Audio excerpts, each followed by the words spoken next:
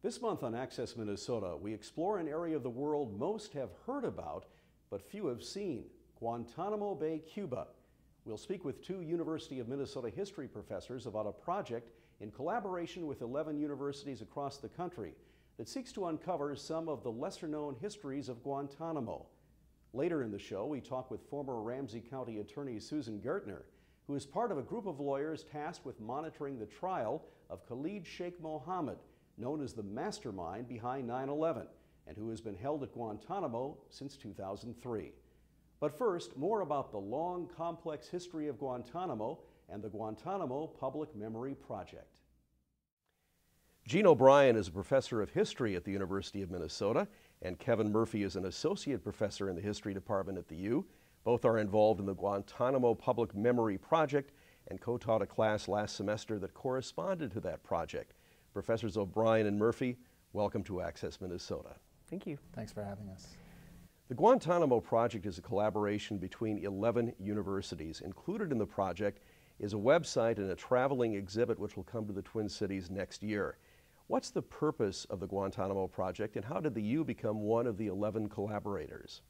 Well, I think it has a lot of different purposes. It's really kind of multi-layered, multivalent as far as the entire project works. It's I think a strikingly innovative public history project that involves collaboration of a really interesting sort. So it's about people who are professionals like ourselves working in public history, but it involves really intensely the training of students, in our case undergraduate students, in the actual learning and producing of public history. So there's that whole dimension that's about the educational purpose of it. But it's also a project that is going to be traveling. It's going to be housed in each of the 11 locations where the content of it was actually produced. But it's going to travel internationally as well. And we did a lot of planning for this class because it's very complicated. Within the course of like 10 weeks, our students went from sort of knowing nothing about Guantanamo and its history to producing digital projects and a panel for an exhibition that's traveling the world, right? I mean, that usually doesn't happen in an undergraduate class. So we were, anxious about that and how we would organize things, and it was a big challenge. But what we found was that students right away saw that this is an important project. It's going to go beyond the classroom. It has some real relevance for the world we live in. And they just took it on. They just said they weren't like students in other classes. They weren't looking for a certain grade. They weren't just trying to please us. They were invested in the project to a student. So that it was transformative, right? And it was an incredible experience for us. For me, by far, it's the best teaching experience I've had. Many Americans first became aware that the U.S. had a naval base in Cuba post 9/11. Tell us more, though, about the history of Guantanamo and how did the U.S. first lay claim to this part of Cuba? Well, it has a long history, and that was a really important component of the course for our students who, as you might imagine, we asked them day one, what do you know about Guantanamo Bay, Cuba? And almost every single one of them, except for a couple of students who are a little bit more mature, only knew about post 9/11 Guantanamo. And so we went way back to the beginning of Guantanamo in the colonial period. Its origins as a Spanish colony, the whole history of colonialism of Native peoples there, through the creation of the United States and the development of the United States' interest in Cuba as a strategic place, early in the history of the nation in the late 18th century and throughout the 19th century. And so that brings us to this moment of 1898 when Cuba is striving for freedom from Spain in this revolution, and instead what happens is the United States' presence there, and particularly its presence at Guantanamo Bay. How have we been able to maintain that base in Cuba? There actually is, in accepted international law, the right for the United States to hold this base, and just this base in Cuba that dates back to that all the confusion over 1898.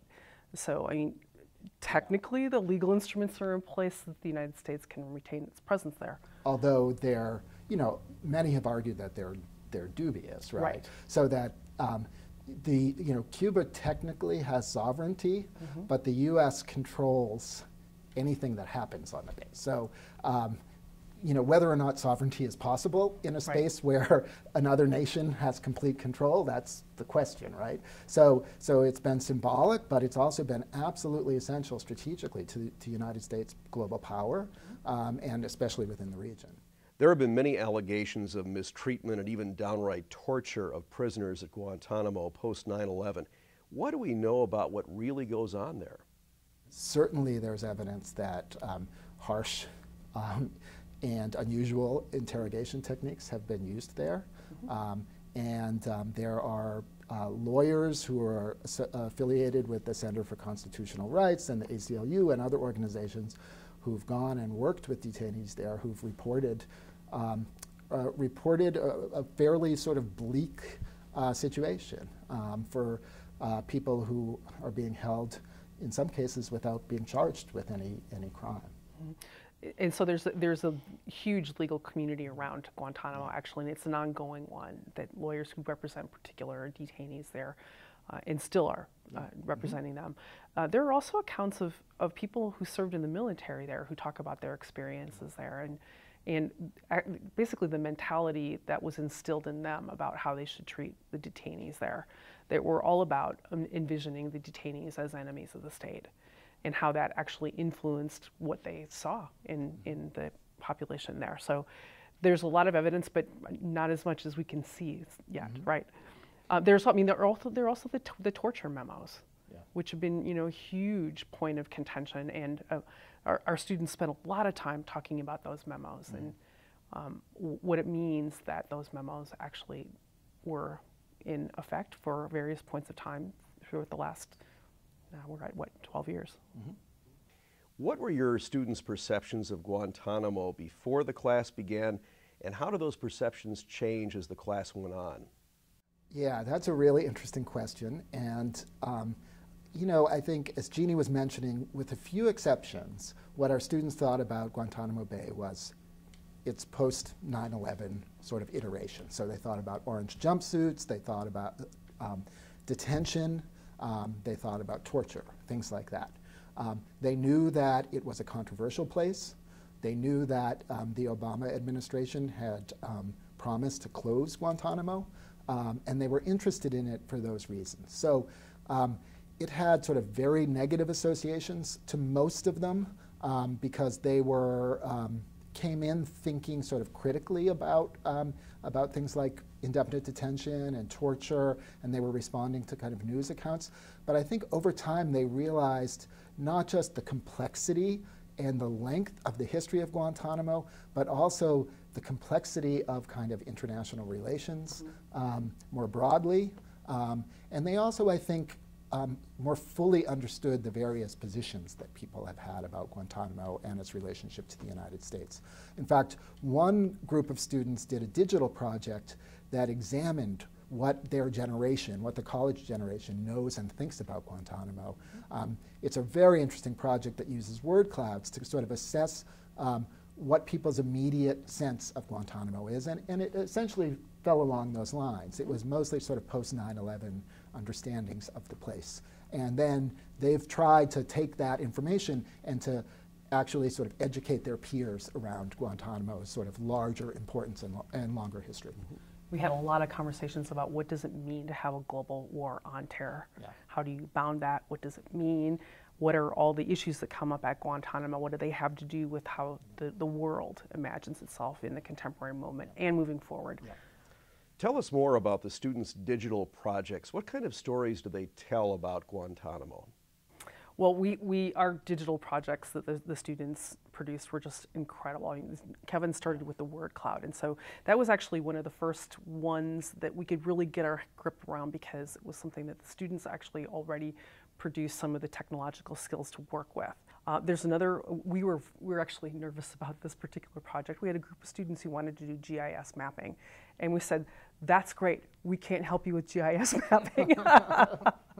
But a couple of them took a class in GIS mapping during this class, and they managed to find a database from the New York Times that it listed who was at Guantanamo at 3 different moments in time, and it had biographies of everybody, had countries of origin, and they produced this GIS mapping, interactive map, where it shows all of these populations and how they changed over time digitally. Also, you can click on some of the points and it will tell you stories about the detainee. And then finally, the one that was really imaginative, but we had no idea how to happen was a project that was about the various closings, or almost closings really, over time. So they researched every point at which Guantanamo was almost closed, and they depict it digitally by a door partially opening and then closing again over this longer history. And that we needed a lot of technological help on, but it's really stunning piece of work. Yeah, they're sort of looking at the moments when Guantanamo seemed to be sort of active and important. The times at which, for example, refugees came to Guantanamo, were held by the U.S. at Guantanamo, and a door opens, and there's explanation when you open the door about what happened. For example, sort of Haitian refugees in the 1990s who were held at Guantanamo. And then when U.S. courts declared that the holding of Haitian refugees, many of whom had HIV, was illegal, and they were ordered to be removed from Guantanamo, the doors close, and you see an explanation of how that happened, right, and who organized to close Guantanamo at that moment. But the larger picture is, you know, these recent calls to close Guantanamo aren't new, right? It's been such a problematic place that over time, and for different reasons, there has been public outcry and demands by people within the United States and outside of the United States to close it, meaning to stop doing whatever was being done there. And that's a really fascinating and interesting history. Even Senator John McCain, who was a prisoner of war of the North Vietnamese, has voiced strong objections to some of the interrogation methods used at Guantanamo. And so did Colin Powell, actually, called for closing. I mean, that's in our students' panel in the exhibition, there's a quote from Colin Powell that says, "Close it today," because it's hurting U.S. image throughout the world, right? And so it's actually harming us. It's not helping us. So people in very high positions, right, have been arguing for closing the place. I think this whole project had its inception around the time Obama was first elected, because people who were thinking about public history and public memory thought, Guantanamo is going to close. It won't be a military base anymore. There's a good chance that it won't be. What will it be? Will it be a museum where we preserve the history of the place? And so this sort of exploration began with that kind of thinking.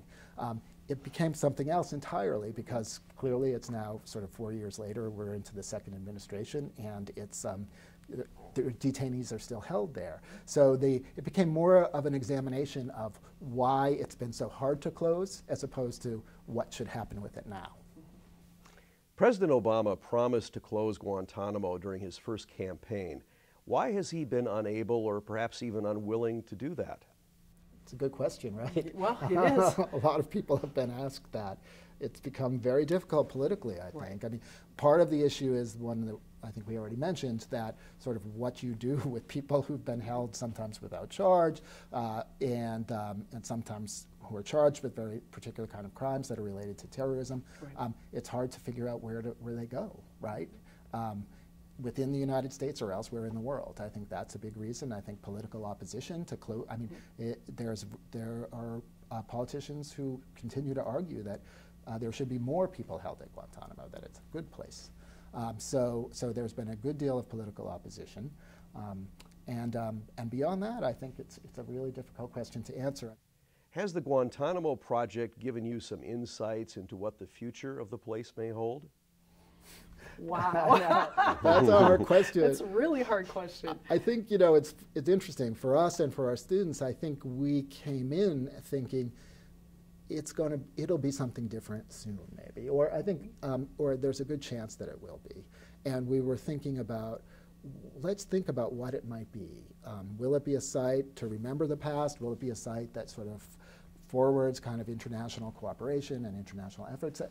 And I think our students became a little more skeptical and more pessimistic about change over time. They started to see its place within sort of this larger geopolitical struggle and thought, a lot of things are going to have to change in order for it to become something different. And I think that's right. I mean, I think there's some kind of resolution about what the war on terror is and how it's bounded, as Jeannie suggests. Also, the relationship between Cuba and the United States would have to fundamentally change, right, for it to be a different kind of place. Because it's stuck in that conflict between the U.S. and Cuba, and it will remain so, I think, until the larger relationship changes. Professors Jeanne OBrien and Kevin Murphy, thanks so much for joining us on Access Minnesota. Thank you. Thanks for having us.